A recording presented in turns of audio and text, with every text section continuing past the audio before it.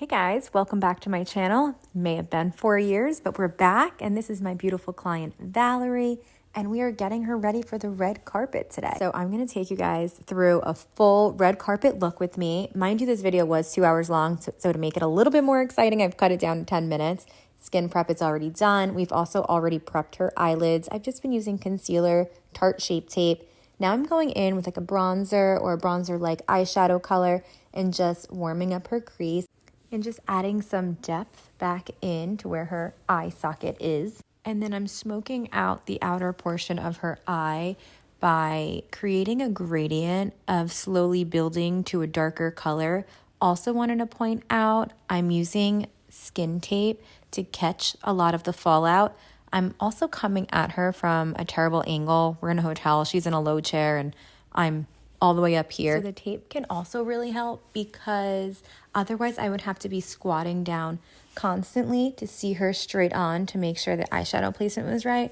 And tape just ensures that your eyeshadow placement is always going to be perfect. So I'm using a pencil brush along her lash line and the tape to give her a smoky wing. And now we're going back in with concealer to cut the crease. The brush I'm using makes cutting the crease so easy. It's a brush from Zoeva. I don't know the name offhand, but it's the perfect flat half moon brush that seriously makes cutting the crease a breeze. Now I'm going in with a shimmer color and I'm using my finger. Using your finger with a shimmer color is a great trick to get the most pigment and payoff. For top liner, I'm using Inglot Gel Liner and an angled brush. Valerie wanted a quick champagne break. I told her I'm not going to drink mine until I'm done because we do want her eyeliner to be straight. So there I am smoking out the lower lash line and working on her eyeliner a little bit. I, once again, like to do some of this before I start the face makeup because if there is any fallout, I'll probably go back in and fix it up at the very end and blend it out. But I'm just getting some of that color on there now. Next, I'm going in with concealer. I do often like to go in with concealer twice. Right now, I'm going in with a very skin-like color just to kind of correct any blemishes or darkness. I'm not using a color corrector because she doesn't have dark circles that need to be corrected like that. But you also want to keep in mind that you don't want to go in all the time with your bright highlighting concealer right away, because if there is any darkness, it can create kind of like an ashy look. Now I'm going in with foundation. Because I already have the concealer laid out, I'm able to kind of not have to put foundation under the eyes really, just kind of blend it in. The less product that we're using, the more skin-like the makeup will look. Going in with a contour now. I love the Tarte Maneater contour stick. I just love it so much. I just ran out and I have to put a new one in my kit. This is a reminder for me. And we're just blending the contour into her hairline. And then I'm also taking it down her neck onto her chest. When you're doing a full glam, you want to make sure the chest always looks as great as the face. So it's important to always bring the foundation down and create a seamless look. We're going in with cream blush. I'm also loving the Tarte Maneater cream blush. I'm using the shade Pink. I just love the pigment, the payoff, the formula. It goes on so nicely.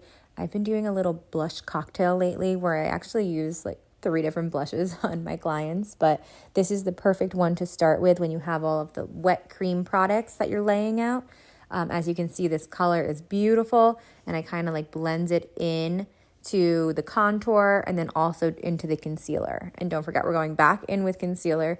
Again, this time I'm going in with a concealer to brighten and give us that wow factor. So I'm doing the highlight concealer, which is a concealer that's just maybe like 3 shades lighter than your skin tone, and doing that under her eyes, on her chin, and also in between her eyebrows. When using all of these cream products, you definitely want to spend a lot of time blending just to make sure everything is seamless from one shade to the next. Give the eyes one more blend out and then set the face. I like to bake under the eyes with a puff and also bake underneath the contour line. And then I like to use a brush on the rest of the face to brush away the excess powder a few moments later and also set the remaining areas of skin with powder. I'm using a very cool toned contour bronzer on her because she is fair skin toned and already has a spray tan.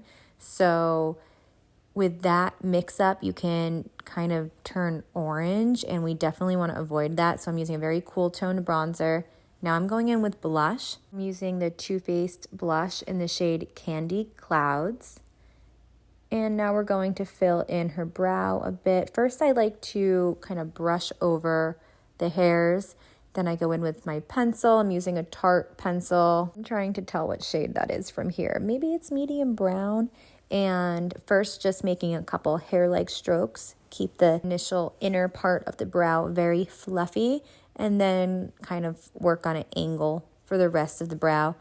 Once I'm done, I go back in with the spoolie and brush all of the hairs up. I like to pull them up over the product so you can't really see the product and it just looks very hair-like. And then the autofocus on my phone went out. So I'm putting her mascara on, nice and easy. You guys already know how to do that. Doing some lower liner, putting on her falsies. For lips, I'm using my favorite lip liner. This is in the shade Nude Truffle by NYX. It's just the perfect light, cool tone brown that's not too far off from most lip colors. And it's just such a beautiful color to overline with. Finishing off the lip with a tad of Anastasia Pure Hollywood. It's a liquid lipstick, so it's very pigmented, and I just need a little bit for the inner part of her lip.